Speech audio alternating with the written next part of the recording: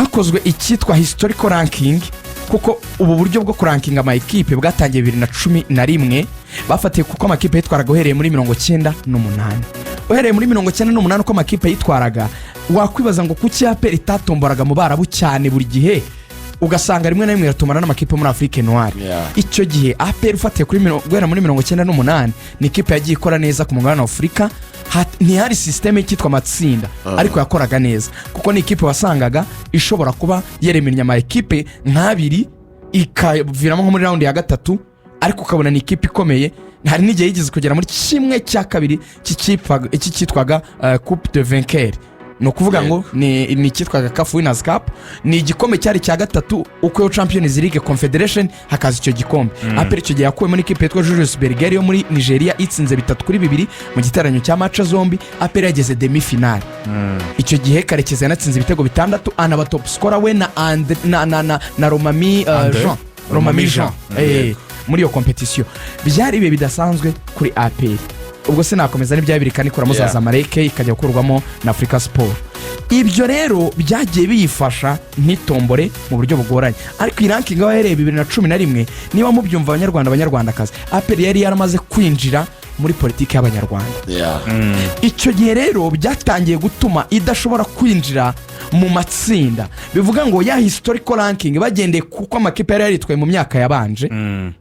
Byatumye APR uko yagendaga isohoka ikavamo muri round ya mbere cyangwa ya kabiri, ukavamo muri round ya mbere cyangwa ya kabiri, ya manota yose bari barayihaye bigitangira bahera 9-8 bareba uko witwaye, yarayoyotse arashira. Yagiye asubira inyuma arayoyoka arashira. Ubu ngubu iyo bafashe kuri historical ranking, u Rwanda n'u Rwanda 31 mu bihugu 34 byabaye ranked. Hari ibihugu bidafite n'inota bifite 0. Muri ibyo rero 34 naho turaba 31, urumva ko biragenda bikadushyira muri za nkangara zo hasi. Bivuga ngo iyo tugiye gutombora bafata za nkangara z'ibihugu bikomeye bya mbere mu mupira. Uri kwibaza ngo kuki APR mbona yagiye mu Misiri, kuki APR mbona yagiye mu bihugu nka Tunisia, kuki mbona APR yagiye polisi yasohotse yagiye muri Algeria, kuki njya kubona nkabona polisi igiye muri Algeria. Kuki zikipe zose zijya mu bihugu bikomeye mu bya mbere 5 nuko natwe turi mu bya nyuma 5. Wibuke ko ibindi bihugu ni bihugu bino by'ibirwa bitabasha no kubona uburyo amakipe yabyo arenga round 1. Ni yandi APR itikuramo izo byo muri za Somalia, ibyo muri za Seychelles, biratwakiriye byo muri za Comore, ibyo muri za Comore, ibyo muri za Ile Maurice, bya bindi bitari ranked nyine bihora bikubitwa byakiriye nabyo bibizi ko nta hantu byagera. Rero ahantu turi, reka tujye rero muri criteria zo gutombora impamvu zitugora.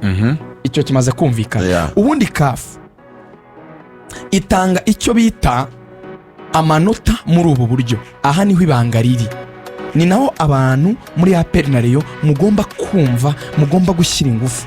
Tutararenga iki kintu ntituzajya mu matsinda, tuzabiririmba ariko ntituzabigeraho. CAF ivuga ko ikipe yitwa Champions League ihabwa amanota 6. Ikipe ibaye ya kabiri muri Champions League, no kuvuga yatsindiwe kuri finale ya Champions League, ihabwa amanota 5. Ikipe igeze muri kimwe cya kabiri muri Champions League yakandagiyemo ariko ikaba ari hiviramo, ihabwa amanota 4. Ikipe yageze muri kimwe cya kane cya Champions League ihabwa amanota 3. Ikipe yabaye iya gatatu mu matsinda ya Champions League, kuko ubwo niba qualified ngo yasohokemo, uziko mu itsinda yinjiramo amakipe 4.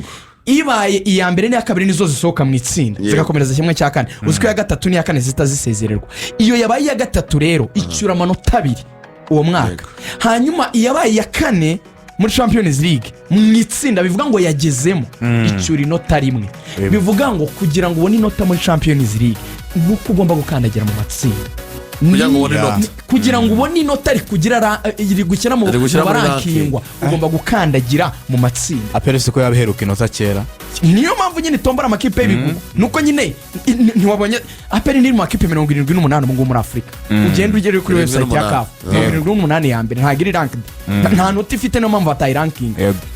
Bivuga ngo barankinze ayashoye kubona byibura inota, ayakandagiye muri ayo matsinda kuva iyo format yaza nshya. Iyo ugiye muri Confederation Cup ikipe yatwaye confederation cup bayiha 5, yatsindiwe finale bayiha 4, iyageze kimwe cya kabiri kavamo bayiha 3, iyageze kimwe cya kane kavamo bayiha 2, iyabaye ya gatatu mu matsinda ya confederation cup bayiha inota, iyabaye ya kane mu matsinda ya confederation cup ariko yayagezemo bayiha igice cy'inota 0,5. noneho wakwibaza ngo Rayon Sport ni ukubera iki itakinnye raundi ya mbere mu mwaka wa 2023. muribuka cya gihe itakinnye raundi ya mbere ikaza kwisanga ijya gukina na Yakipe muri Libya, ya kipe yaje kubasezerera. burya impamvu rero batayishyize mu gukina raundi ya mbere ni ukureba yari ifite amanota 2.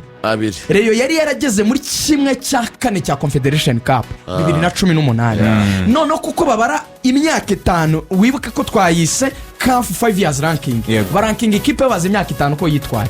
basanze 2018 Rayon Sport yari yarabonye amanota 2 igera muri kimwe cya kane cya Confederation.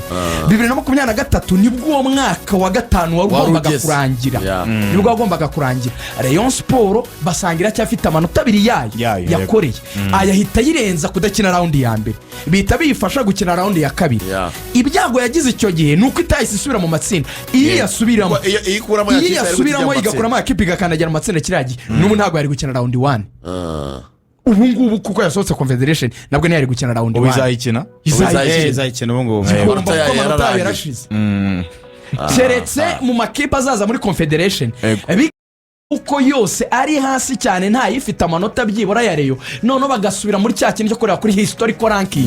ntabwo hari igihe mwese musanga nta kintu mufite bidakunze kubaho, none bakareba muri historical ranking bagasanga hari umunota 2 Reyo yigeze gukorera bakayisunika. ariko ibyo ni gake cyane biba, akenshi usanga bigira imyaka 5. ibyo rero kuko ibyo byose icyo kintu cyari gikeneye gusobanuka. haba hari indi kipe yagize ko hari amakipe urugero yo muri za Mauritania aherutse kubona ranking ishya azanu Adibu n'izindi uko zizamura amanota niko zikujya imbere muri ya myaka 5 kuko yashize ayo mahirwe nizo zitangira kuyabona wowe mu gihe utakijya mu matsinda. ariko yabona icyo gukora gikomeye no kuvuga ngo raundi ya kabiri n'ubundi raundi ya mbere aya makipe yo mu Rwanda ziba ziri buyarenge. iyo azamura aza kuyikuramo iyo Sport ikuremo iyo raundi ya amakipe abayoroshye uvuga ngo aho zingiye ni kuri raundi ya kabiri. n'ubundi raundi ya kabiri nitanga amanota. Abango raundi ya kabiri uraza kwitwara gute? Waba wakinnye ya mbere waba utayikinnye ubundi raundi ya kabiri niho ugomba guhera kujya muri cyo matsinda. AS Kigali isohoka twajyanye muri Komora Morone. urumva gukina n'ikipe yo mu birwa hafi ya za ntuzeza piyonge urumva AS Kigali irasabina ibivuyemo. nibwo twagiye muri za Orapa United muri Botswana, nabo twarajyanye na AS Kigali gukina na Orapa United. urabizi kiragiye champion ya Botswana nta nubwo yari bwagire n'akagufu. batombora Orapa United barayisezerera.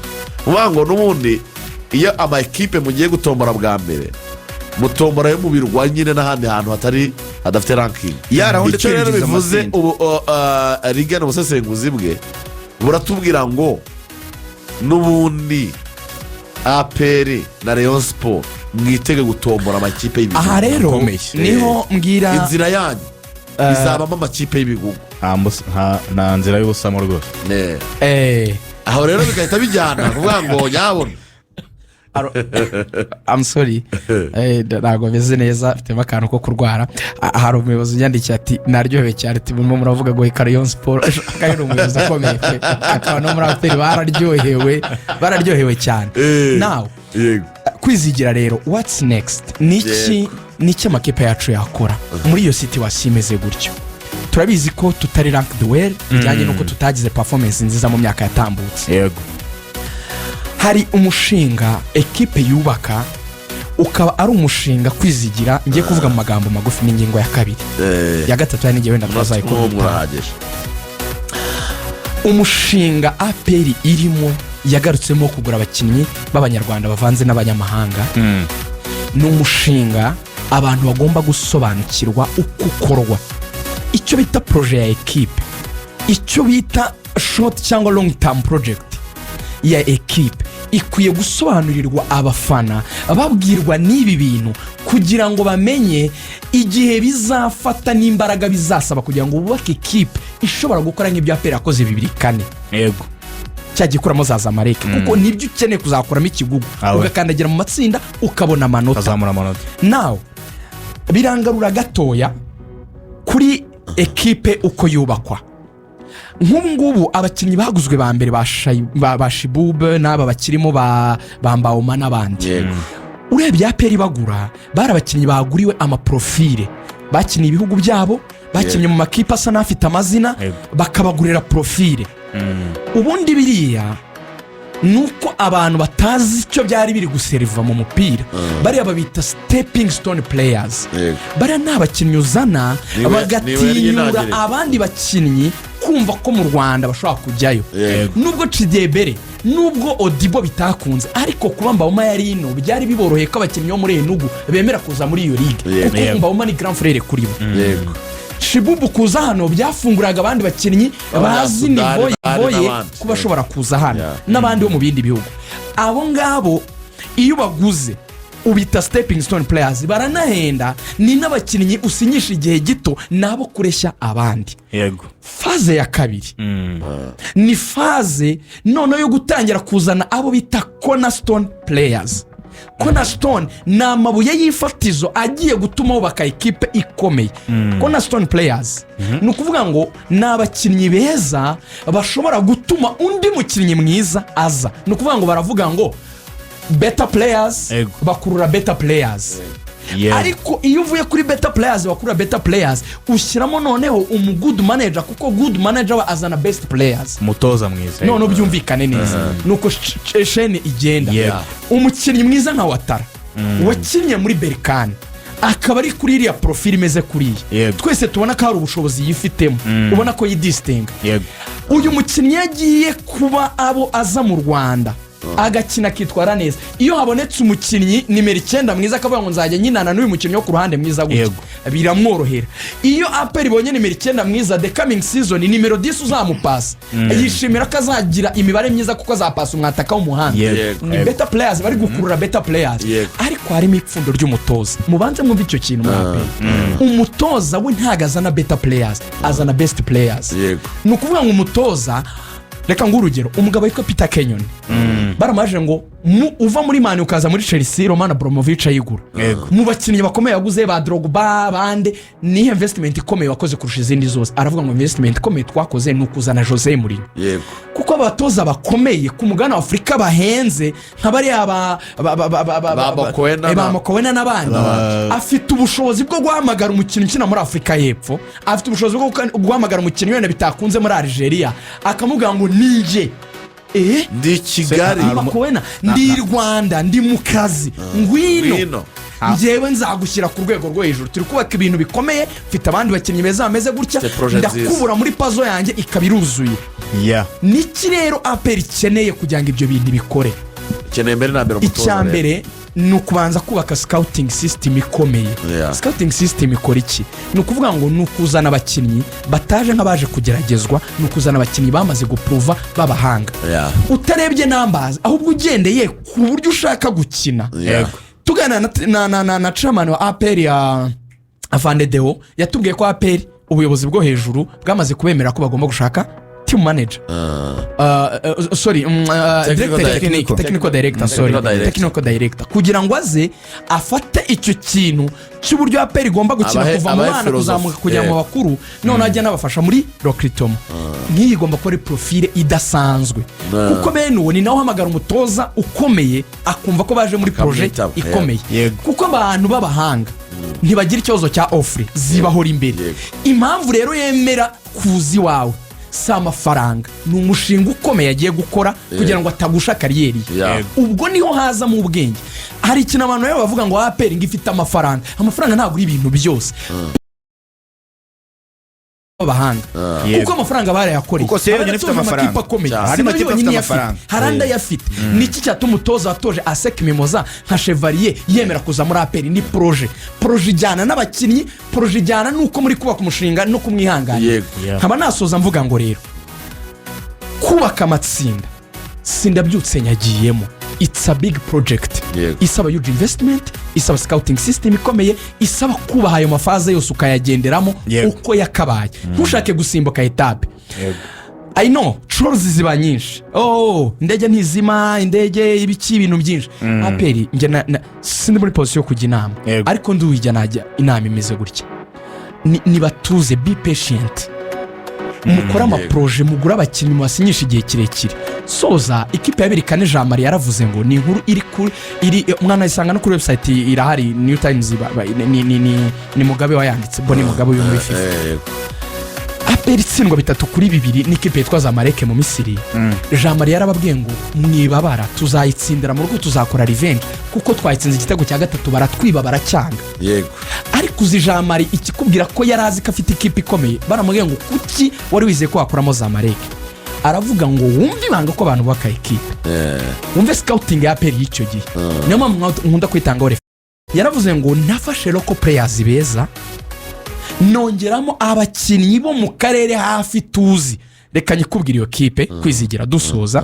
niwe nyemereye amasegonda make cyane wumve logique y'ukuntu bayubatse kandi bikarangira ikomeye iyo squad mwizamu harimo Aime Ndanda Desire ni umuzamu w'umurundi bivuga ko aperi yahuraga nawe muri Sekafa yari imuzi kuri kabiri hari James Odochi kuri gatatu hari Elias Ntaganda ni umukongomani yafashwe n'igihugu bw'u Rwanda bivuga ko bari bamuzi n'abakongomani ba hano hafi umutima wa defense harimo Francis Gonzaga harimo na Didier Bizimana ni umurundi bivuga ngo bari bamuzi ni umwahurwa mu Masekafa bazi ubushobozi bwe hagati hari Manfred Kizito ni umugande warafashe nationalite y'u Rwanda n'umuntu bari bazi uruhande rwariho Jimmy Mulisa rumwe n'umwana w'umunyarwanda ku munani hari Karekezi Olivier n'umwana w'umunyarwanda aperi yirereye 10 hari Mark Silengo ni umunyakenya twarahuraga muri Sekafa icyenda hari Jimmy Gatete ni umwana w'umunyarwanda yakinnye muri Mukura yakinnye muri Reyo bari bamuzi ku rundi ruhande hari Makoyi ni umunyatanzania bari bamuzi twarahuraga muri Sekafa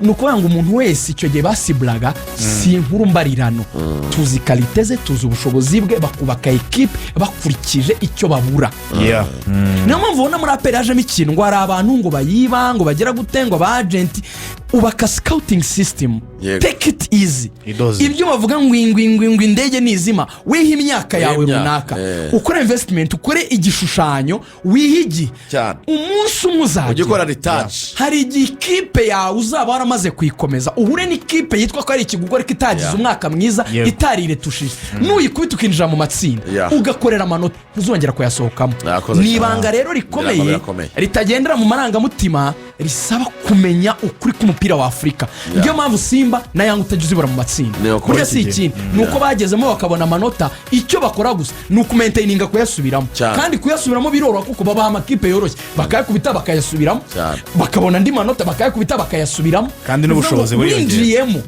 wabimaintaininga uri yaperi ibyo rero n'umushinga byiza cyane amavuta yo kwisiga y'abana yizewe